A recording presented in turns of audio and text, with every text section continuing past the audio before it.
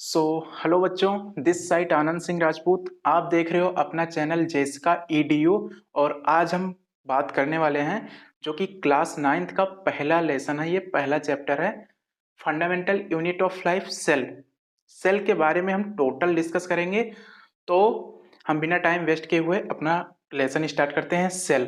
ठीक है, और लेसन का नाम है ये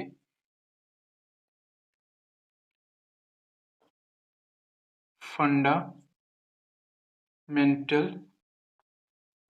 यूनिट ऑफ लाइफ, सेल। अच्छा, बात अगर हम करेंगे सेल होता क्या है, ये सेल। सेल मतलब सेल एक ऐसी यूनिट है जिससे हम, एक छोटी सी इकाई है जिससे कि हम मिलके बने हुए हैं। बहुत सारे सेल जब मिल गए हैं ना, तो हम उससे मिलके बने हुए हैं। ठीक है, तो मतलब सेल होता क्या है, जैसे अगर मान लो हम थोड़ा सा केमिस्ट्री में अगर अभी बात करेंगे, तो केमिस्ट्री में आप ऐसा बात कर सकते हो, बोलते हो मैटर एक होता है। तो anything that has some mass and occupies some space that is called matter. और मैटर में जब फर्दर उसमें जब डिवाइड करेंगे, तो उसमें आता है थ्री टाइप्स के होते हैं matter: solid, liquid and gas. उसके अगर फर्दर डिवाइड करेंगे तो उसमें कुछ ना कुछ जाएगा। तो ठीक है, ये स्मॉलेस्ट यूनिट ही तो आ रही है। जैसे कि ये मान लो, ये करके एक कोई मान लो कि सपोज ये कोई हाउस है, ये हाउस है। ठीक है, और हाउस में छोटे छोटे चीजों से तो वो मिलके बना है। अगर एक घर कोई बना है तो छोटे छोटे चीजों से वो मिलके बना है। और छोटे छोटे चीज रिक्वायरमेंट जो होती है उसको हम क्या बोलेंगे, उसको हम बोलते हैं ब्रिक्स। जैसे ये घर बना है, ब्रिक्स मतलब ईंटे की जरूरत होती है। अच्छा, अब एक बात सोचिए जरा आप सब, जब एक रूम कंप्लीट जब बन गया, एक जब घर बन गया, तो उसके बाद में अब क्या होगा, उसका कुछ ना कुछ ये स्ट्रक्चर उसका बन के तैयार हो गया, तो उसका कुछ ना कुछ फंक्शन होगा। तो जैसे हम सबका एक, इसके इसीलिए इसको ऐसे बोलते हैं फंडामेंटल यूनिट ऑफ लाइफ है। मतलब सबसे छोटी इकाई जो है हम सब में, हम सबके बॉडी में, वो हम सबका सेल है। ठीक है, और जैसे कि ये मान लो कि एक हाउस था, इसमें ब्रिक्स, ये कोई घर है तो इसमें ब्रिक्स हैं, ईंटें लगे हुए हैं, तब जाके ये बना हुआ है पूरा। तो ये जब बन जाएगा, जैसे कि ये एक, अभी देखो ये लेक्चर रिकॉर्ड हो रहा है, ट्राइपॉड सामने रखा हुआ है, माइक लगा हुआ है, सब कुछ। तो ये एक रूम है। अब ये रूम बन गया तो इसका कुछ ना कुछ फंक्शन है। चेयर भी रखा हुआ है यहाँ पे, ठीक है, लैपटॉप अपना उधर रखा हुआ है, लाइट उधर लगी हुई है, तो ये एक रूम है। तो रूम जब बन जाएगा तो इसका कुछ ना कुछ फंक्शन भी होगा। तो वो फंक्शन जो आप सबके में, ये लेक्चर रिकॉर्ड हो रहा है, ये फंक्शन चल रहा है। तो ऐसे जब हम, हमारा जो है, जैसे कि हम सबका मेन समझाने का टॉपिक है सेल। सेल होता क्या है, तो जब छोटी छोटी चीजें जब मिलके किस, अच्छा, छोटी छोटी चीजें जब मिलके किसी चीज का, बड़े चीज का आकार बना लेती हैं, तो वही हम सबके बॉडी में छोटी छोटी चीज सेल है। और वही जब सेल जब मिल जाती है पूरा, तो हम सबका क्या, पूरा बॉडी फॉर्म हो जाता है, पूरा बॉडी हम सबका मिलके बन जाता है। ठीक है, तो सेल का अगर डिफिनेशन देखेंगे हम सब, सेल का अगर डिफिनेशन अगर हम देखें, तो cell, cell is the structural and functional unit of all living organism। मतलब जो सजीव हैं, जैसे जो कोई अगर लिविंग ऑर्गेनिज्म है तो मिलके किससे बना हुआ है, सेल से मिलके बना है। ठीक है, और ये सबसे स्मॉलेस्ट यूनिट है। Cell is the structurally and functionally unit of all living organism. मतलब ये शरीर की सबसे छोटी इकाई जो है, वो हम सब में क्या है, सेल है। इतना जानो। अच्छा, इसको सबसे पहले, इस टर्म को किसने सबसे पहले पॉइंट किया था, ये थे एक रॉबर्ट हुक थे, एक रॉबर्ट हुक थे। उन्होंने एक प्लांट में, प्लांट का जो छिलका होता है, प्लांट का, जैसे this is a plant, suppose करो एक प्लांट है, तो इसमें बगल में छिलका इसको निकालेंगे तो इसको बोलते हैं कॉर्क। ये बोलते हैं कॉर्क। और ये प्रेजेंट किस में होगा, ये प्लांट में होगा। ठीक, और जब उसको देखा गया तो, अच्छा, वो क्या, जो रॉबर्ट हुक थे, तो वो क्या अपनी नेक्ड आई से उसको देख लिया, नहीं, उस समय में माइक्रोस्कोप बन चुके थे। ठीक है, तो उसमें बहुत सारे टाइप के उसमें खोजेंगे, अमीबा खोजा गया। ठीक है, यूनिसेलर जो आता है उसमें, तो आगे बताया जाएगा। तो कॉर्क में एक प्लांट था, उसमें कॉर्क के एक एक भाग उसको निकालें और माइक्रोस्कोप में उसको देखें। समझ में आ गई बात? तो ये रॉबर्ट हुक थे और ये टर्म कॉइन किए थे 1665 में। 1665 में ये एक प्लांट था, उसमें कॉर्क के भाग में इसको देखे थे, एक छिलका वाला कोई पार्ट था, उसमें माइक्रोस्कोप से देखा गया तो बाकायदा उसमें ऐसे करके सपोज ऐसे करके बॉक्स करके ऐसे ऐसे करके कुछ दिखाई दे रहे थे, ये कंपार्टमेंट के जैसे, कमरे के जैसे। तो बाद में पता चला कि ये डेट इज सेल, यही क्या है, हम सबका सेल है। ठीक है, तो ये टॉपिक था सेल का। ठीक है, आई होप इतना समझ में आया होगा। स्क्रीनशॉट ले लिया कीजिएगा। अब बात आती है टाइप्स ऑफ ऑर्गेनिज्म की। अब बात आएगी टाइप्स ऑफ ऑर्गेनिज्म की कि मतलब ऑर्गेनिज्म कितने टाइप के होते हैं। टाइप ऑफ ऑर्गेनिज्म, और इसको टाइप ऑफ ऑर्गेनिज्म कितने टाइप के हैं तो on the basis of number of, मतलब इसको नंबर के आधार पे बांट दिया गया। इसको क्या कर दिया गया, इसको टाइप ऑफ ऑर्गेनिज्म को नंबर के आधार पे बांट दिया गया। तो ऑन द, वो ये है टाइप ऑफ ऑर्गेनिज्म, तो इसको on the number of basis of number of cell, मतलब on the basis of number of cell, इसको किस में बांटा गया, नंबर ऑफ सेल के आधार पे बांट दिया गया। तो on the number of the basis of cell, cell के टाइप में इसको बांटा गया। तो इसमें टाइप ऑफ ऑर्गेनिज्म है तो दो टाइप के ऑर्गेनिज्म होते हैं। अब देखिएगा यहाँ से दो टाइप के ऑर्गेनिज्म होते हैं। सबसे पहला आपका होगा यूनिसेलुलर, दूसरा होगा आपका मल्टीसेलुलर। तो यूनिसेलुलर क्या होगा, ये पूरा अपना जो इसका जीवन काल होता है ना, पूरा इसका जो लाइफ फंक्शन होता है ये सिंगल सेल से ही पूरा व्यतीत करता है। ठीक है, तो उसको टाइप ऑफ ऑर्गेनिज्म ये टू टाइप्स के होते हैं। कितने टाइप के, टू। एक सबसे पहला होगा यूनिसेलुलर, दूसरा आपका होगा मल्टी मल्टी सेलुलर। ठीक है, यूनिसेलुलर होगा और फिर मल्टी सेलुलर होगा। अब देखेंगे ये पहला है यूनिसेलुलर। तो यूनिसेलुलर में अगर हम पहले की पॉइंट की अगर बात करेंगे तो यूनिसेलुलर में हम सबका आएगा made up of single cell. ये सबसे पहला इसमें पॉइंट क्या होगा, made up of single cell. Made up of single cell, यानी कि ये किससे बने होते हैं, केवल सिंगल सेल से ही क्या होते हैं, सिंगल सेल से बने होते हैं। और इसमें अगर पहले मल्टी सेलुलर की अगर बात देखी जाए, अच्छा मल्टी मतलब आपको पता चल रहा है more than one cell, more than one cell, मतलब एक सेल से इसमें ज्यादा है। और यूनी, यूनी का मतलब क्या होता है, एक, केवल वन टाइप का सेल होगा उसमें, वन टाइप का इसमें सेल होगा। तो मेड अप ऑफ वही लिखा है यहाँ पे, made up of single cell. और मल्टी सेलुलर का मतलब होता है मोर देन वन सेल। ठीक है, और ये क्या होगा, made up of more than one cell, made up of more than one cell, यानी कि एक सेल से ये क्या होते हैं, एक सेल से ज्यादा इनको सेल की आवश्यकता पड़ती है, तब ये क्या कहलाएंगे, मल्टी सेलुलर आपके कहलाएंगे। ठीक है, और परफॉर्म ऑल लाइफ फंक्शन ये सिंगल सेल से करते हैं। यूनिसेलुलर का जो दूसरा पॉइंट होगा, performs all life function single cell. और इसमें एग्जाम्पल में आपका आएगा एमीबा,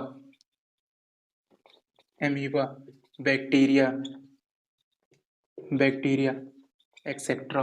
ठीक है, ये देखो परफॉर्म ऑल लाइफ फंक्शन, ये जो जितना ये जीवन इनका काल होता है ये केवल सिंगल सेल पे ही क्या करते हैं, डिपेंड रहते हैं, मतलब इनमें सिंगल सेल ही होता है, इसलिए इसको यूनिसेलुलर बोला गया है।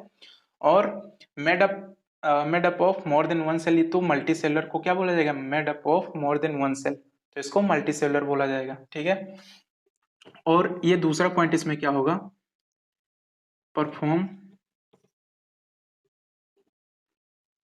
परफॉर्म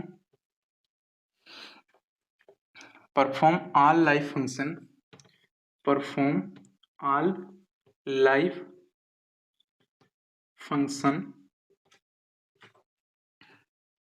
मोर than one cell, more than one cell, यानी कि ये जो अपना लाइफ पूरा फंक्शन परफॉर्म करते हैं, ये किस में करते हैं, मोर देन वन सेल है। और मोर देन वन सेल होगा यानी कि मैंने बोला है कि हम सबके शरीर में बहुत सारे सेल से हम सब मिलके बने हैं, तो इसके एग्जाम्पल में, मल्टी सेलुलर के एग्जाम्पल में कौन आ जाएंगे, ह्यूमन। कौन आएंगे, ह्यूमन, यानी कि हम सब आ गए। ठीक है, आई होप इतना समझ में आया होगा। यूनी का मतलब एक होता है, यूनी का मतलब एक, और मल्टी का मतलब दो से अधिक। ठीक है, दो या दो से अधिक। तो यूनी का मतलब है तो made up of single cell है, फिर मल्टी सेलुलर है, मोर देन वन सेल है तो made up of more than one cell. ठीक है, एक या एक से ज्यादा सेल से मिलकर बने होते हैं। Perform all life function single cell. ठीक है, ये एक ही सिंगल सेल से ये क्या करते हैं, पूरे अपने लाइफ का परफॉर्म करते हैं। ठीक है, इसमें एग्जांपल आएगा एमीबा आएगा, बैक्टीरिया आएगा। ठीक है, perform all life function more than one cell, एक से ज्यादा सेल को ये अपना जो लाइफ परफॉर्म करते हैं, एक से ज्यादा सेल की इनमें जरूरत पड़ती है मल्टी सेलुलर में, और इसमें एग्जांपल में आ जाएगा ह्यूमन। तो आई होप इतना समझ में आया होगा। मैं थोड़ा सा साइड में हट जा रहा हूँ, आप स्क्रीनशॉट ले सकते हैं। ठीक है, सो आई होप आपको इतना समझ में आया होगा, और मैं इसको इरेज कर दे रहा हूँ। ठीक है, तो type of organism, two types के हम पढ़े हैं, यूनिसेलुलर और मल्टी सेलुलर। यूनी मतलब एक सेल के वो बने होते हैं, मल्टी मतलब टू टाइप्स के होते हैं वो। अब फिर बात आएगी डिफरेंस, प्रोकैरियोटिक में और यूकैरियोटिक में डिफरेंस क्या है। प्रोकैरियोटिक में और यूकैरियोटिक में डिफरेंस क्या है, तो देखो प्रोकैरियोटिक के अभी देखो टाइप ऑफ ऑर्गेनिज्म पढ़े, टू टाइप्स के, एक यूनिसेलुलर होता है, मल्टी सेलुलर। अब इसी के बेसिस पे थोड़ा एडवांस होते गए, एक आया आपका प्रोकैरियोटिक और यूकैरियोटिक। तो इसमें एक पॉइंट है, difference between pro prokaryotic and eukaryotic, eukaryotics. अब प्रोकैरियोटिक क्या होता है और यूकैरियोटिक क्या होता है, डिफरेंस इसमें क्या है। ठीक है, तो मैं इसको एक मिनट इरेज कर दे रहा हूँ, बस इसमें डिफरेंस जानना है, तो मैं डिफरेंस इसको लिखवा दे रहा हूँ और बता भी दे रहा हूँ साथ में। एक होगा आपका प्रोकैरियोटिक,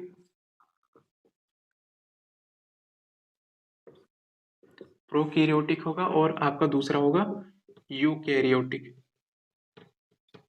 यूकैरियोटिक। अच्छा, प्रोकैरियोटिक और यूकैरियोटिक में डिफरेंस, इसमें अलग अलग डिफरेंस है, यूकैरियोटिक अलग है, प्रोकैरियोटिक आपका अलग है। ठीक है, तो इसमें देखो, इसमें कुछ ना कुछ अलग अलग पॉइंटें होंगी, जैसे कि इसमें अगर पहले इसका लिटरल, पहले हम क्या करते हैं, प्रोकैरियोटिक यूकैरियोटिक क्या है, इसको जानने से पहले हम इसका लिटरल मीनिंग जान लेते हैं कि होगा क्या। अच्छा, प्रो दिया है यहाँ पे, प्रो, प्रो मतलब होता है प्रिमिटिव। क्या होता है ये, प्रिमिटिव। और कैरियो दिया है, कायरियो दिया है, इसका मतलब होगा न्यूक्लियस, इसका मतलब होगा न्यूक्लियस। तो प्रिमिटिव मतलब क्या होगा, आपका ओल्ड होगा। ये किस फॉर्म में है, ओल्ड फॉर्म में है। और यू का क्या मतलब, यू का मतलब होता है डेवलप्ड, यू का मतलब होगा डेवलप। और कैरियो का मतलब होता है आपका न्यूक्लियस, यू का मतलब, कैरियो का मतलब न्यूक्लियस। अच्छा, इसमें देखो प्रो, प्रो मतलब प्रिमिटिव, और कैरियो का मतलब न्यूक्लियस। तो प्रिमिटिव यानी ओल्ड टाइप के इसमें न्यूक्लियस है, किसमें, प्रोकैरियोटिक में। ठीक है, ये पहला है, प्रोकैरियोटिक पहला है, और ये यूकैरियोटिक दूसरा है। और यू, यू जो में लिखा, यू का मतलब होता है डेवलप्ड, कैरियो का मतलब अगेन न्यूक्लियस होगा। तो इसमें न्यूक्लियस क्या होते हैं, वेल डेवलप्ड होते हैं। ठीक है, इसमें अच्छे से ये क्या होते हैं, प्रेजेंट होते हैं। तो इसमें जो पहला हम सबका पॉइंट बनेगा, सबसे पहले प्रोकैरियोटिक, प्रोकैरियोटिक में तो हम सबका पहला पॉइंट होगा, दे आर ओल्ड फॉर्म। सबसे पहला जो बनेगा प्रोकैरियोटिक में, they are old form and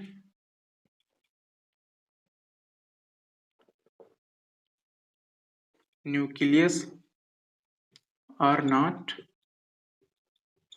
well defined। ये क्या होते हैं, ये बहुत ओल्ड फॉर्म के थे, प्रोकैरियोटिक आपका बहुत ओल्ड फॉर्म का था, इसमें न्यूक्लियस वेल डिफाइंड है, इसमें ये न्यूक्लियस नहीं पाए जाते हैं, ठीक है। और ये जो है इसका जो पहला पॉइंट होगा यूकैरियोटिक में जो होगा, they are new formed and nucleus are well defined। इसमें क्या होगा, न्यूक्लियस अच्छे से इसमें क्या होगा, यूकैरियोटिक में आपका न्यूक्लियस क्या होगा, इसमें प्रेजेंट होगा, ओके। और इसमें अगर साइज की अगर बात की जाएगी, दूसरा अगर प्रोकैरियोटिक में अगर साइज की बात की जाए हम सबका, तो साइज इसमें जनरली क्या होता है, जनरली इसमें स्मॉल होता है, किसमें, प्रोकैरियोटिक में, ठीक है। और साइज इसका होगा 1 to 100 माइक्रोमीटर। और 1 माइक्रोमीटर में ध्यान दीजिएगा, 1 माइक्रोमीटर में होता है 10⁻⁻⁶ मीटर। ये इंपॉर्टेंट है, ये साइज जरूर याद रखिएगा, ये साइज जरूर पूछा जाएगा इसमें एग्जाम में, हो सकता है तो पूछ लेगा। और दूसरा इसमें देखेंगे किसमें, यूकैरियोटिक में साइज इसका कितना है, तो यूकैरियोटिक में आपका साइज होगा, ये जनरली इसमें क्या होगा, जनरली इसमें होगा लार्ज, जनरली इसमें क्या है, लार्ज, और साइज इसका रहेगा 5 to 100 माइक्रोमीटर। और 1 माइक्रोमीटर आप जानते हो 10⁻⁻⁶ मीटर होगा। तो ये दो इंपॉर्टेंट पॉइंट है, ये इंपॉर्टेंट पॉइंट ऑफ व्यू से ये पूछा भी जा सकता है कि एग्जाम में प्रोकैरियोटिक यूकैरियोटिक में उसका जनरली साइज कितना होगा, ठीक है। तो इस पॉइंट को जरूर ध्यान ध्यान देंगे। और तीसरा जो पॉइंट होगा, इसमें देखो ये प्रोकैरियोटिक है तो nucleus is not well defined, और इसमें न्यूक्लियस वेल डिफाइंड है, जनरली इसका स्मॉल, इसका लार्जर साइज है यूकैरियोटिक का, और प्रोकैरियोटिक में क्या है, इसका न्यूक्लियस जो है इसका ये जनरली जो साइज है स्मॉल है। और तीसरा पॉइंट की अगर बात करेंगे हम सब, तीसरे पॉइंट में है क्रोमोसोम आर सिंगल होते हैं, किसमें, प्रोकैरियोटिक में। क्रोमोसोम आर सिंगल, क्रोमोसोम जो होगा सिंगल होगा, ठीक है। और तीसरा पॉइंट में क्या होगा, मोर than one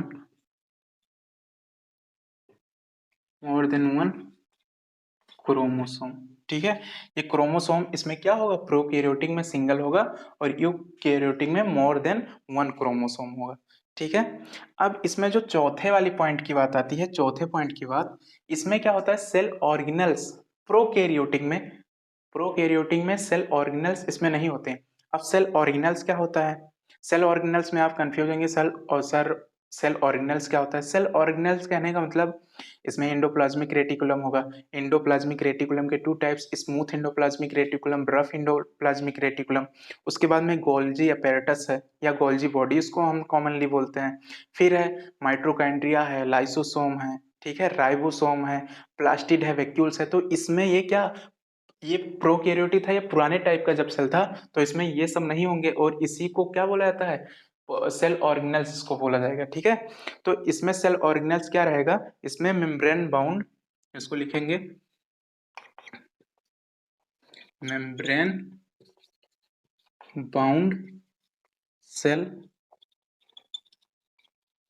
cell organelles are absent, ठीक है।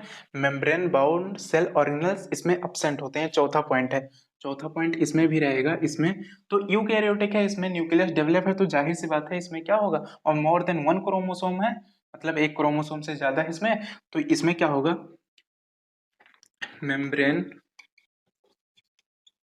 Membrane bound cell, cell organelles are present होगा, प्रेजेंट। अच्छा, सेल ऑर्गेनल्स मतलब आप समझ रहे हो मैं क्या बोल रहा हूँ, इंडोप्लाज्मिक रेटिकुलम, ये थोड़ा सा आगे अभी बताया जाएगा इस टॉपिक के बाद, आगे थोड़ा सा वो बताया जाएगा, इसको थोड़ा सा सेल का और ओवरव्यू दूंगा कि मतलब और सेल में क्या क्या चीजें होती हैं, और ये बताया जाएगा आपको कि सेल ऑर्गेनल्स होते क्या हैं, जैसे मैंने बताया rough endoplasmic reticulum, smooth endoplasmic reticulum, ठीक है, endoplasmic reticulum, lysosome, ribosome, mitochondria, plastid और सब बहुत टाइप्स के। So that is called cell organelles. और अभी डोंट वेरी अबाउट दैट, अभी उसको मैं बता रहा हूँ, ठीक है। तो ये 4 पॉइंट के डिफरेंस थे प्रोकैरियोटिक में, यूकैरियोटिक में। सबसे पहले एक बार फिर से रिवाइज कर दे रहा हूँ, देख लो। प्रोकैरियोटिक मतलब प्रिमिटिव न्यूक्लियस। प्रिमिटिव प्रो मतलब होता है प्रिमिटिव, प्रिमिटिव मतलब ओल्ड, तो ओल्ड न्यूक्लियस टाइप के, यानी बहुत पुराने फॉर्म के ये थे। यूकैरियोटिक मतलब होता है डेवलप्ड न्यूक्लियस, इसमें न्यूक्लियस क्या होता है, डेवलप्ड होता है।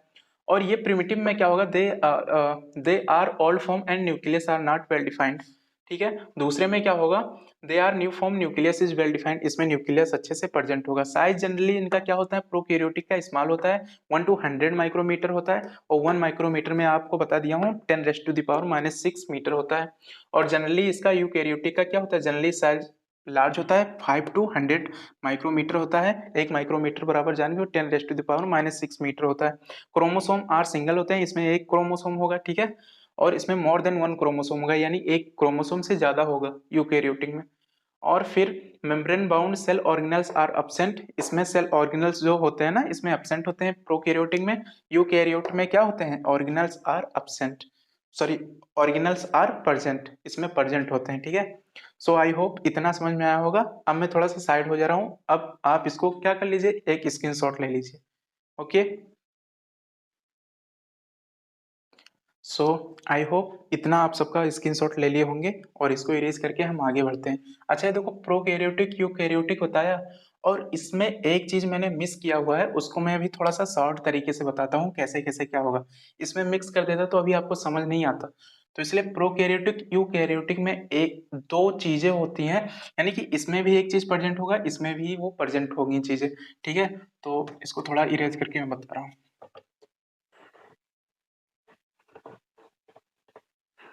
प्रोकैरियोटिक और यूकैरियोटिक डिफरेंस कुछ ना कुछ क्लियर होगा, ठीक है।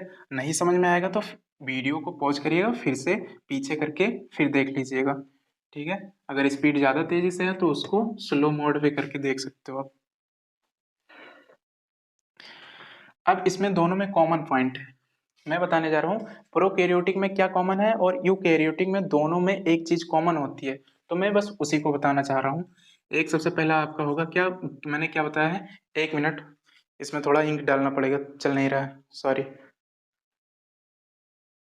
हम्म, तो मैं ये बता रहा था प्रोकैरियोटिक में यूकैरियोटिक में कुछ कॉमन पॉइंट होती है। तो सबसे पहला हम सबका पॉइंट है प्रोकैरियोटिक, प्रोकैरियोटिक और यूकैरियोटिक, ठीक है। अब देखो, इसमें बोथ, बोथ मतलब इसमें दोनों कॉमन पॉइंट होंगे, ठीक है। ये एक चीज है, ये है आपका प्रोकैरियोटिक। मैं थोड़ा सा इसको ऐसे करके समझाने की कोशिश कर रहा हूँ जिससे आपको और अच्छे से क्या हो समझ में आपको आ जाए। सबसे पहला इसमें अगर जो पहला वाला पॉइंट होगा, इसमें बोथ हैव डीएनए। सबसे पहला इसमें क्या होगा, अपना खुद का डीएनए होगा, ठीक है। यानी कि प्रोकैरियोटिक में और यूकैरियोटिक में दोनों में इसका खुद का डीएनए होता है, ठीक है। और दूसरे अगर पॉइंट की बात होगी तो इसमें है ribosome, both have ribosome, both have ribosome. अच्छा, राइबोसोम एक ऐसी यूनिट होती है, राइबोसोम में बोला हूँ, राइबोसोम एक ऐसी यूनिट होती है कि वो प्रोटीन को मैन्युफैक्चर करती है, यानी प्रोटीन बनाती है, ठीक है।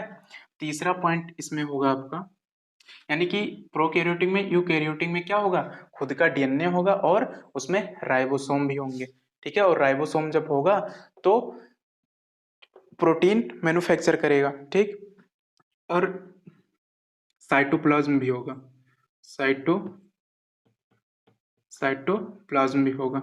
चौथा, इसमें प्लाज्मा मेम्ब्रेन भी होगा, यानी कि प्रोकैरियोटिक यूकैरियोटिक में साइटोप्लाज्म होगा, इसमें प्लाज्मा मेम्ब्रेन भी होगा। प्लाज्मा मेम्ब्रेन मीनिंग कि सेल के अंदर क्या चीज, कि कुछ भी कुछ सर्टेन चीजें होती हैं कि कुछ ही चीजें होती हैं कि उसको परमिट करता है, अपने अंदर आने देता है, और कुछ चीजों को नहीं आने देता। वो प्लाज्मा मेम्ब्रेन है आपका, ठीक है। तो आई होप इतना पॉइंट समझ में आया होगा। प्रोकैरियोटिक यूकैरियोटिक में दोनों बहुत, मतलब ये चीज कॉमन है, ठीक है। डीएनए है प्रोकैरियोटिक में, यूकैरियोटिक में राइबोसोम है, प्रोकैरियोटिक यूकैरियोटिक में साइटोप्लाज्म भी है और प्लाज्मा मेम्ब्रेन भी है। ये 4 पॉइंट इसमें मिक्स हुए होते हैं, ठीक है।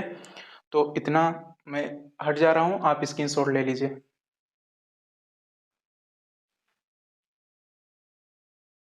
सो इतना आई होप इतना कंप्लीट हो गया होगा, तो इसको मैं इरेज करता हूँ और आगे बढ़ते हैं हम सब। तो ये प्रोकैरियोटिक यूकैरियोटिक की बात खत्म हो गई और उसमें कॉमन चीजें क्या क्या मिल रही हैं अभी आपको बताया गया। डीएनए है, साइटोप्लाज्म है, प्लाज्मा मेम्ब्रेन है, राइबोसोम है। तो ये सब प्रोकैरियोटिक यूकैरियोटिक दोनों के पास होते हैं, ठीक है। अब ये टॉपिक हम सबका रिमूव हुआ, और अब हम बात करते हैं थोड़ा सेल के बारे में, और देखो थोड़ा डिटेल से देखो, क्योंकि इसमें अगर बेसिक पॉइंट अगर नहीं पता पाएंगे तो इसमें आगे थोड़ा समझने में प्रॉब्लम होगी, ठीक है। सपोज ये एक सेल, सॉरी सर्कल गलत हो गया, ये एक सेल है समझ लो, ठीक है।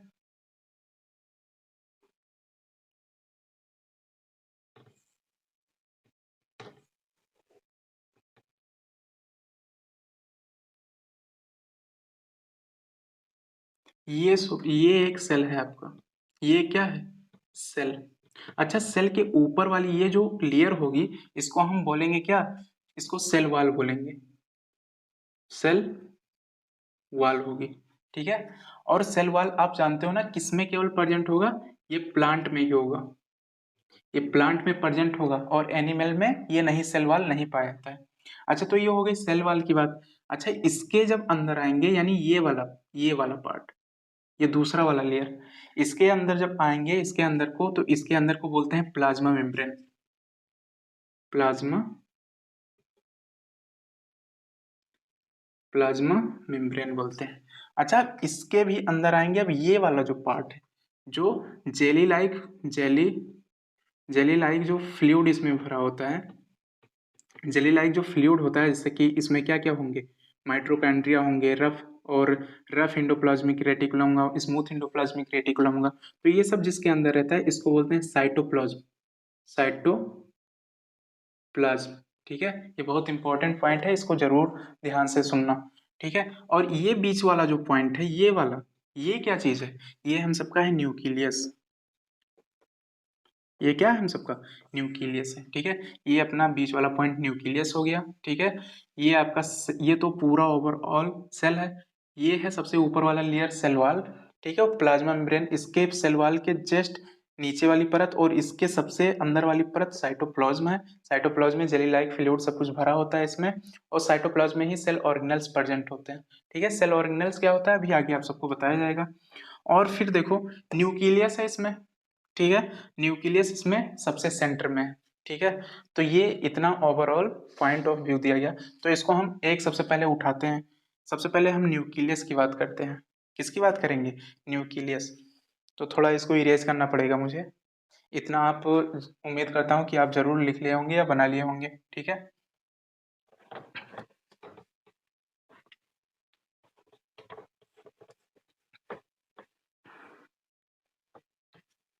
न्यूक्लियस, हम किसकी बात करेंगे सबसे पहला, न्यूक्लियस की, न्यूक्लियस की, ठीक है। हम सबसे पहले न्यूक्लियस की बात करेंगे, जो अंदर वाली चीज है उसमें, ठीक है। तो सबसे पहले उसका स्ट्रक्चर स्ट्रक्चर देखेंगे। तो न्यूक्लियस जो होता है ना आपका, वो double membrane, double double membrane का होता है। न्यूक्लियस आपका क्या होता है, डबल मेम्ब्रेन का होता है, ठीक। ये तो स्ट्रक्चर इसका हो गया।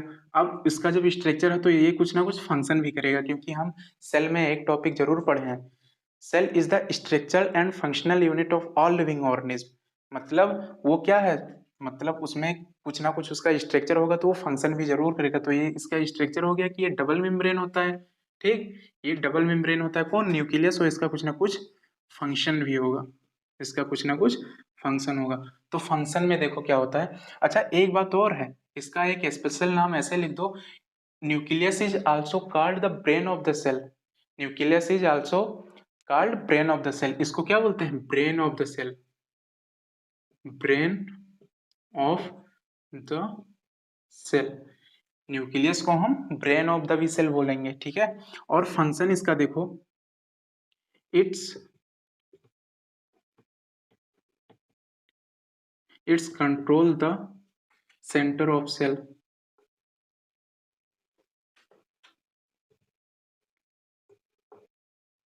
it control center of it control the center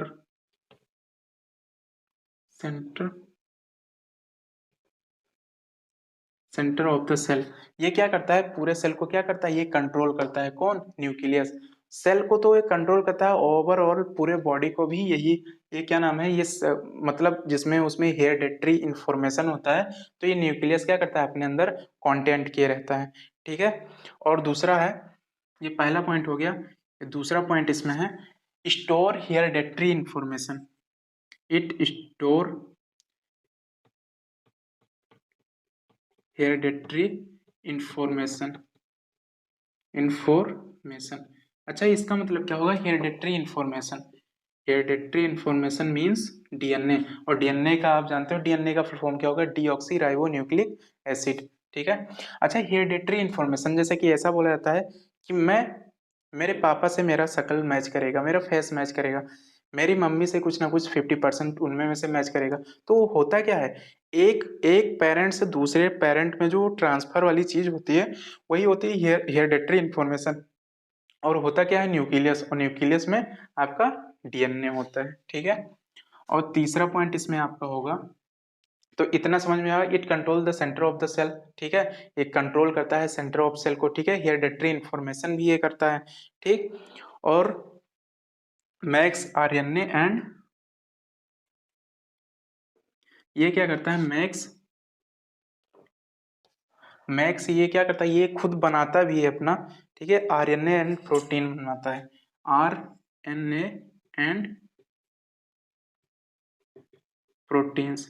ये क्या करता है? स्वयं से अपने खुद से अपने आप से ये क्या कराता है? Max RNA. अच्छा, आरएनए का मतलब समझ रहे हो? राइबो न्यूक्लिक एसिड, इसका फुल फॉर्म होता है ribo nucleic acid and proteins. और ये क्या बनाता है? प्रोटीन्स भी बनाता है, ठीक। तो ये ओवरऑल न्यूक्लियस की बात हो गई, ठीक। इसको ब्रेन ऑफ द सेल बोलते हैं। और स्ट्रक्चर कैसा होता है? Double membrane. फंक्शन क्या होता है? It control the center of the cell. और फिर क्या होता है इसमें? It stores hereditary information. और ये बनाता भी क्या है?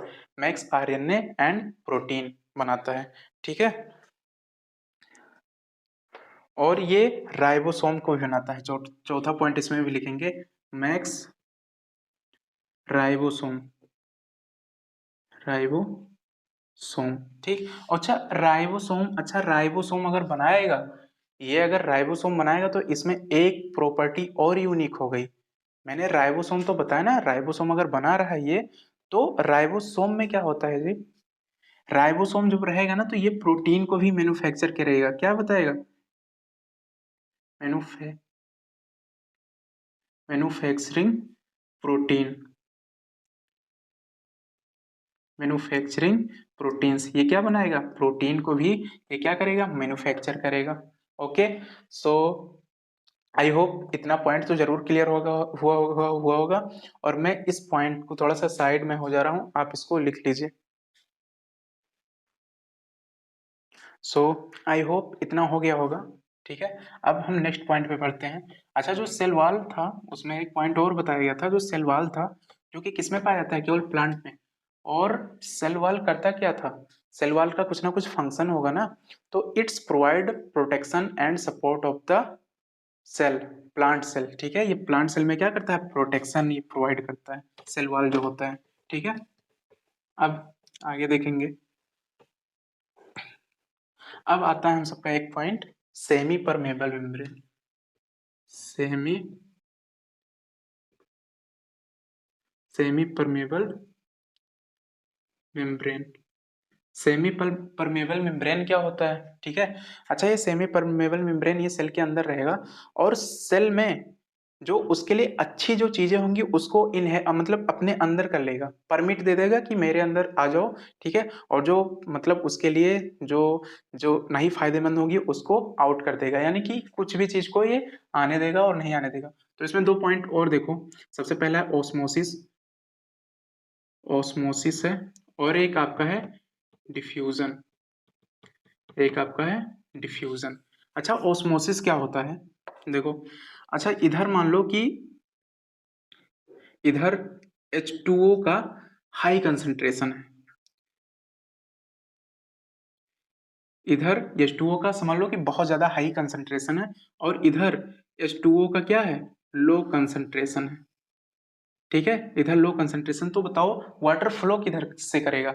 एक टेंडेंसी होती है इसमें भी कि हायर टू लोअर फ्लो करता है, कोई भी चीज रहेगा तो हायर टू, तो यानी कि इधर हायर कंसंट्रेशन है वाटर का, तो जाएगा किधर, लो की तरफ जाएगा। ऑब्वियसली ये कंसंट्रेशन इसका वाटर का हाई है, इधर लो कंसंट्रेशन है, तो हायर टू लोअर ये मूव करेगा। आप इसे खुद से ही सेंस लगा सकते हो, ठीक है। तो ऑस्मोसिस क्या होता है हम सबका, ऑस्मोसिस द प्रोसेस ऑफ, ठीक है। अगर ऑस्मोसिस की अगर हम बात करेंगे तो the process of movement of water, the process of movement of water inside और आउटसाइड ऑफ द, कोई भी इसमें वो समझ सकते हो, कोई भी जैसे कि outside through the, outside through the semi permeable membrane, semi permeable membrane, SPM, यानी कि SPM को क्या बोलेंगे, सेमी परमेबल मेम्ब्रेन, मेम्ब्रेन, ठीक है। तो SPM को क्या बोलेंगे, सेमी परमेबल मेम्ब्रेन। ये यानी कि ये ऑस्मोसिस क्या करता है, the process of movement of water inside और outside through the semi permeable membrane. Semi permeable membrane को मैंने बताया है कि कोई भी चीज जो उसके लिए अच्छी चीजें होंगी सेल के लिए उसको अलाउ कर देगा, परमिट दे देगा कि मेरे अंदर आ जाओ, ठीक है। और जो उसके लिए मतलब समझ सकते हो एज ए हार्मफुल चीजें होंगी उसको आउटसाइड कर देगा, ठीक है। तो ये क्या है, ऑस्मोसिस क्या है कि इनसाइड और आउटसाइड के वाटर को आने जाने की प्रोसेस को हम क्या बोलेंगे, ऑस्मोसिस बोलेंगे इसमें। और किसके थ्रू आएगा, सेमी परमेबल मेम्ब्रेन यही अलाउ करेगा, तो इनसाइड आएगा, इनसाइड से आउट भी जा सकता है, ठीक है। तो इसको हम ऑस्मोसिस बोलते हैं, ठीक है। आई होप इतना पॉइंट समझ में आया होगा। ऑस्मोसिस हो गया, तो डिफ्यूजन की बारी है। सो आई होप, जैसे कि ये सपोज करो कि ये एक सेल है, ये एक आपका सेल है, ठीक है। तो सेल के अंदर इधर मान लो कि हायर कंसंट्रेशन है, वाटर का क्या है, हायर कंसंट्रेशन है, ठीक है। और इधर H2O का यानी कि वाटर का इसमें क्या है, लो कंसंट्रेशन है, तो इसमें एक टेंडेंसी होगी हायर टू कहाँ जाएगा, ये लोअर में जाएगा, ठीक है। और अगर सपोज करो वाटर का अगर इधर हायर कंसंट्रेशन होता, इधर होता लो, तो इधर हायर से लोअर में मूव करता है। तो ऑस्मोसिस कुछ भी नहीं है, तो ऑस्मोसिस क्या है, वाटर के मूवमेंट में हायर कंसंट्रेशन, अच्छा higher concentration to lower concentration जाएगा, इतना आप ध्यान देंगे, ठीक है। इस बात में इतना ध्यान देंगे कि हायर कंसंट्रेशन से ये लोअर कंसंट्रेशन में जाता है, ठीक है। और अच्छा इसमें देखो, इनसाइड से आउटसाइड जो जा रहा है, जैसे कि इधर देखो, इधर एक सेल है, यहाँ पे H2O है, यहाँ पे क्या है, हायर कंसंट्रेशन में है, हायर यानी कि इनसाइड से आउटसाइड जो जा रहा है, तो इसको बोलेंगे, यहाँ से इनसाइड से आउटसाइड जो जा रहा है, ठीक है। तो इस, ठीक है, तो ये अंदर से बाहर जा रहा है, तो इसको बोलेंगे एक्सोऑस्मोसिस। क्या बोलेंगे, एक टर्म है यहाँ पे EXOOSMOSIS, ये एक्सोऑस्मोसिस हो गया। अच्छा ये तो एक्सोऑस्मोसिस कब हुआ, जब अंदर से ये वाटर बाहर जा रहा है। अच्छा एक पॉइंट अब ऐसा आएगा कि H2O का कंसंट्रेशन, ठीक है, कंसंट्रेशन ये मान लो कि बहुत ज्यादा है, ठीक है, हायर कंसंट्रेशन में है, ये हायर कंसंट्रेशन में, तो ये बताओ, और इधर लोअर है, तो हायर से कहाँ पे आएगा, लोअर में आएगा, हायर से हम सबका लोअर में आएगा। तो इसको बोलेंगे, जो बाहर से अंदर चीजें आ रही हैं, तो इसको बोलेंगे हम, दूसरा है इंडो, इंडो ऑस्मोसिस। क्या बोलेंगे इसको, इंडो ऑस्मोसिस बोलेंगे। तो यानी ऑस्मोसिस भी आपके टू टाइप्स के हो गए, एक एक्सो ऑस्मोसिस और इंडोर ऑस्मोसिस, यानी अंदर से जो चीज बाहर जा रही है, अंदर से वाटर बाहर जा रहा है, यानी हायर कंसंट्रेशन अंदर होगा, लोअर कंसंट्रेशन बाहर होगा। तो अंदर से जो चीजें बाहर जा रही हैं उसको हम बोलेंगे एक्सो ऑस्मोसिस बोलेंगे, ठीक है। और बाहर से अंदर अगर कोई चीज आ रही है तो इसको हम क्या बोलेंगे, इसको हम इंडो ऑस्मोसिस बोलेंगे। और ऑस्मोसिस क्या होता है, the process of movement of water water inside और outside through the semi permeable membrane is called osmosis. Osmosis के टू टाइप्स हैं, एक्सोऑस्मोसिस, इंडोऑस्मोसिस। एक्सो मतलब अंदर से कोई चीज बाहर जा रहा है वाटर, ठीक है, through the semi permeable membrane के थ्रू, ठीक है। तो ये अंदर से बाहर जाने की प्रोसेस को हम बोलेंगे एक्सोऑस्मोसिस है, और बाहर से अंदर आने की वाटर को अंदर आने की इस प्रोसेस को बोलेंगे वो इंडोऑस्मोसिस है, ठीक है। आई होप इतना पॉइंट समझ में आया होगा। तो मैं इसको इरेज करने जा रहा हूँ, इसका स्क्रीनशॉट ले सकते हो आप सब। अच्छा, अच्छा, अब इसमें एक जानना है हमको, डिफ्यूजन।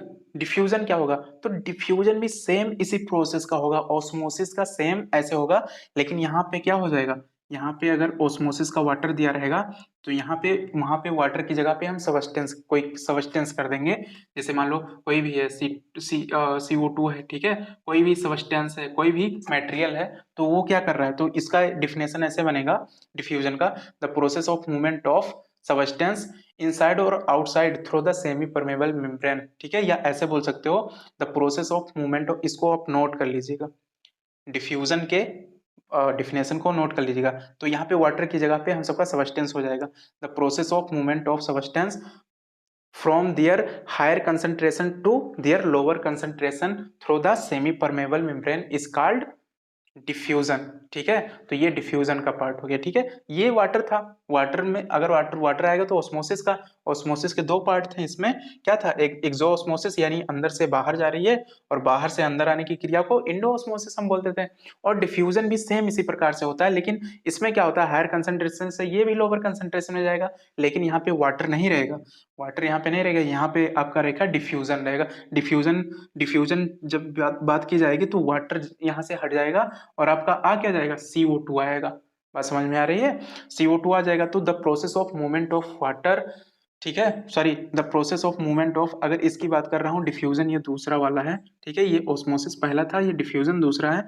तो the process of movement of substance from their higher concentration to lower concentration through the semi permeable membrane is called diffusion, ठीक है। तो ये थोड़ा सा माइनर डिफरेंस इसमें था, ठीक है।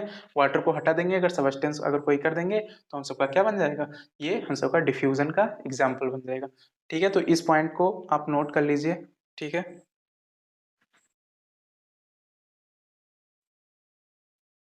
सो आई होप इतना पॉइंट नोट हो गया होगा, ठीक है। और इसको हम इरेज करते हैं। तो सेमी परमेबल मेम्ब्रेन का ये टॉपिक हम सबका खत्म हुआ, ठीक है, ऑस्मोसिस और डिफ्यूजन।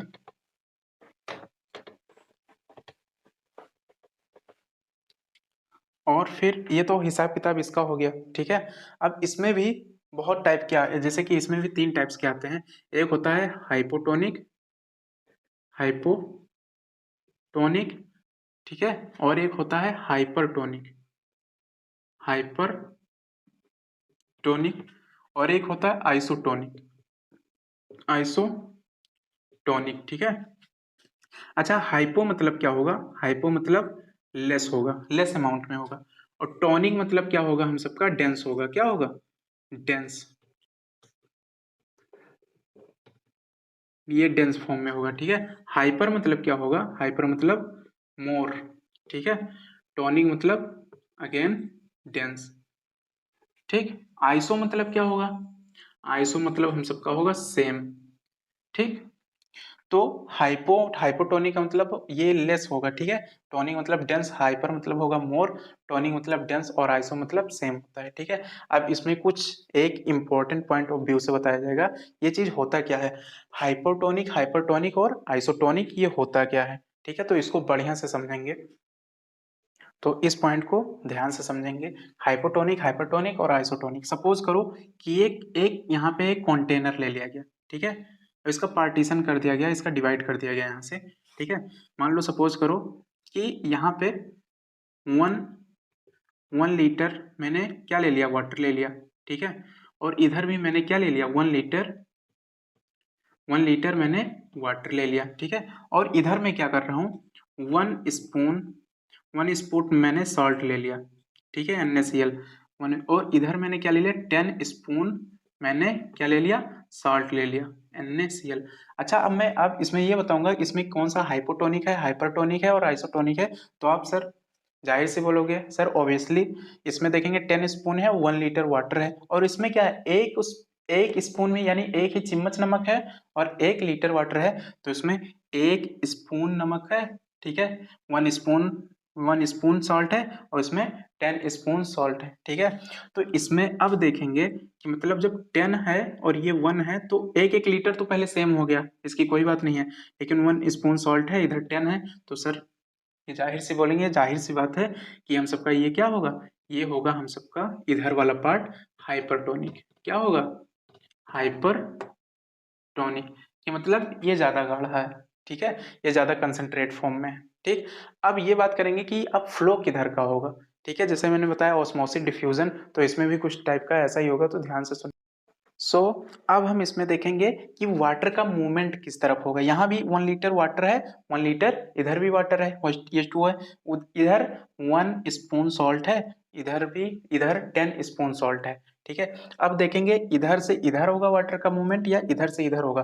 तो सपोज करो कि मैंने 1 स्पून सॉल्ट था, तो 1% इसमें क्या है, NaCl है। मैंने अगर परसेंट में निकाला तो 1% NaCl है, और बाकी कितना बज रहा है, 99% इसमें क्या है, H2O वाटर है, ठीक है। अगर इसकी बात करेंगे तो 10% इसमें, अगर इसमें देखा जाए 10% इसमें क्या है, 10% आपका है NaCl, और बाकी जो बच रहा है 1 लीटर इसमें है, तो इसमें अगर परसेंटेज में मैंने निकाला तो 10% इसमें निकल गया, इसमें कितना बचा, 90% इसमें क्या है, वाटर है। अच्छा अब देखेंगे, चलो अब निकालो, ठीक है। तो इधर 10% NaCl निकला है और 90% यहाँ पे वाटर निकला है। यहाँ पे 1% NaCl निकला है और 99% क्या निकला है, वाटर निकला है। अच्छा अब बताओ 90% ज्यादा है, 99% ज्यादा है वाटर का, यहाँ पे जो आया है इसका वाटर का जो कुछ भी आया कंसंट्रेशन निकल के, तो इधर हायर है और इधर लोअर है। तो यानी कि इधर से अब चेक द कंसंट्रेशन, यहाँ पे कंसंट्रेशन चेक करेंगे तो हायर से किधर मूव करेगा, लोअर। किसकी तरफ करेगा, हायर से लोअर, ठीक है। तो हायर से लोअर करेगा तो इसको हम क्या बोलते हैं, कंसंट्रेशन इसकी चेक हो गई है, ठीक है। मतलब आप ऐसे बता सकते थे कि 1 लीटर यहाँ पे वाटर था और 10 स्पून यहाँ पे सॉल्ट था, तो इस तो हाइपरटोनिक हो गया, ये कंसंट्रेशन में ज्यादा है। लेकिन इसका वाटर का मूवमेंट कैसे हो गया, तो मैंने इसको परसेंटेज में निकाला है। 10 स्पून NaCl है, तो इसको मैंने परसेंटेज में निकाला तो 10% हो गया, और बाकी का 1 लीटर था तो इसमें बचा कितना, 90%, ठीक है। इधर 1% था तो इसमें बचा कितना, इसमें अगर लीटर में निकालेंगे तो 99% इसमें बचा। तो यानी कि 99% इसमें इधर वाटर है और 90% इधर है, तो 99 ज्यादा है या 90 ज्यादा है, तो 99 ऑब्वियसली आप बोलेंगे कि ज्यादा है। तो हायर से आप जानते हो कि एक टेंडेंसी होती है, it is the region of higher concentration to lower concentration, यानी हायर से किस में जाती है, लोअर में जाती है, ठीक है। तो हायर से कहाँ पे जाएगी, लोअर में मूव करेगी हम सबका, ठीक है। तो ये हो गया, ये हम सबका कंसंट्रेशन इसका चेक हो गया कि वाटर किधर से किधर फ्लो करेगा, ओके। सो आई होप इतना आप नोट कर लिए होंगे, तो इसको हम इरेज कर देते हैं, ठीक है। और इसके बाद में ये तो सेमी परमेबल मेम्ब्रेन हो गया हम सबका, और इसके बाद में अब हम बात करेंगे अपने नए टॉपिक का, जो कि सेल में है, fundamental unit of life. Cell में बहुत इंपॉर्टेंट पॉइंट ऑफ व्यू से इसमें क्वेश्चन पुटअप किए जाते हैं एग्जाम में। तो इसका मतलब ये नहीं है कि, इसका मतलब ये नहीं कि इसको नहीं पढ़ेंगे, जो ये सब कुछ पढ़ाया गया है ये और बेसिक पॉइंट है सब कुछ। और इसमें अब आएगा हम सबका cell organelles, cell cell organelles आएगा। मैंने बता रहा था ना, बार बार मैं इस टॉपिक का जिक्र कर रहा था कि सेल ऑर्गेनल्स होता क्या है। तो सेल ऑर्गेनल्स में इसमें हम रिलेट करके पढ़ेंगे, ठीक है। और ये मैं नेक्स्ट वीडियो में बताऊंगा, क्योंकि ये लेंदी प्रोसेस हो गया, 44 मिनट का यही हो गया है। तो इस प्रोसेस को मैं दूसरे वाले लेक्चर में बताऊंगा। लेकिन एक ओवर हिंट मैं दे दे रहा हूँ कि ओवर वाइज से, मतलब इसको थोड़ा रिवाइज कर दे रहा हूँ कि होगा क्या। सेल ऑर्गेनल्स में सबसे पहला होगा आपका endoplasmic reticulum, Indo endoplasmic reticulum. और इंडोप्लाज्मिक रेटिकुलम के होते हैं फर्दर 2 टाइप्स होते हैं। एक होता है आपका स्मूथ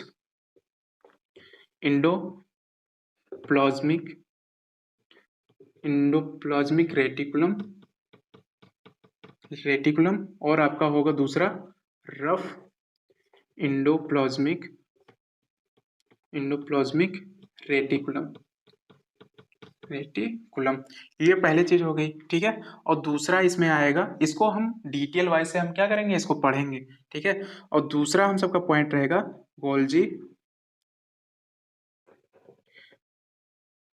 गोल्जी अपैरेटस, या फिर इसको हम बोलते हैं गोल्जी अपैरेटस बोलते हैं, या गोल्जी बॉडी इसको बोल सकते हैं। और तीसरा हम सबका रहेगा माइटोकॉन्ड्रिया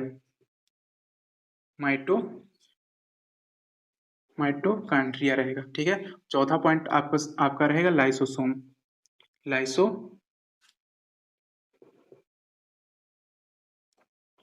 लाइसोसोम रहेगा।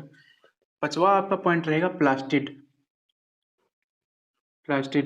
छठवा आपका पॉइंट रहेगा वैक्यूल्स।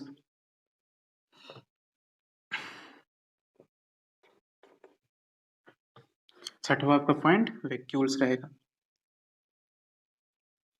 ठीक है। अच्छा, ओवर से थोड़ा सा इसको मैं हिंट दे रहा हूँ। इंडोप्लाज्मिक रेटिकुलम क्या है, इसको जब रिलेट करके आप पढ़ोगे ना तो इसको पढ़ने में और अच्छा लगेगा, ठीक है। और इसके हमेशा के लिए इसका पॉइंट हमेशा ऑन भी चला जाएगा।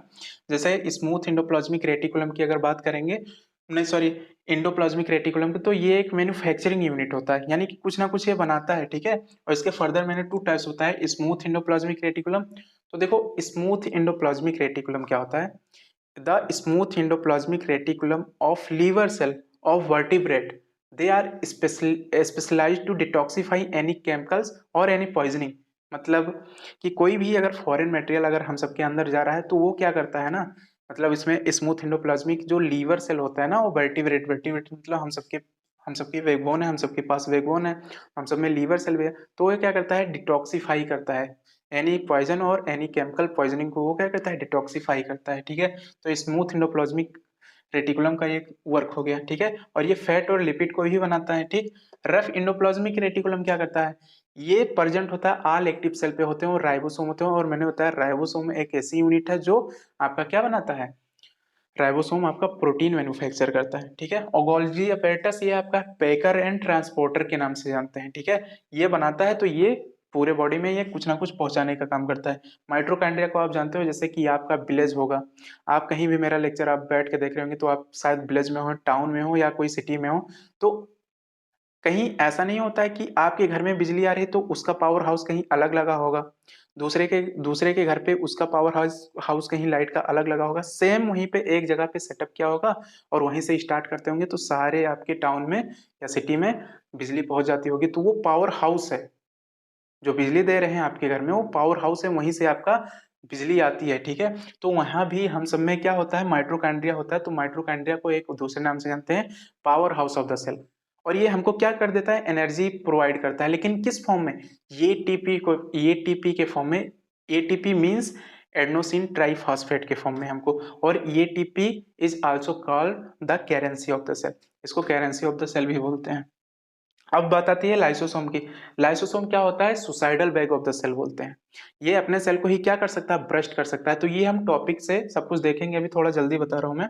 फिर प्लास्टिड आता है। प्लास्टिड आपके घर में खाना बनता होगा, तो खाना तो ऐसा है नहीं कि कहीं दूसरी जगह पे किसी रूम में बनता होगा, वो आपके किचन में ही बनता है, ठीक है। तो प्लास्टिड क्या होता है, किचन ऑफ द सेल होता है, ठीक है। फिर बात आती है किसकी, वैक्यूल्स की। तो वैक्यूल्स क्या होता है, वैक्यूल्स को एक अलग नाम दिया जाता है, it is a kind of anti space, और इसको स्टोर हाउस भी बोलते हैं, ठीक है।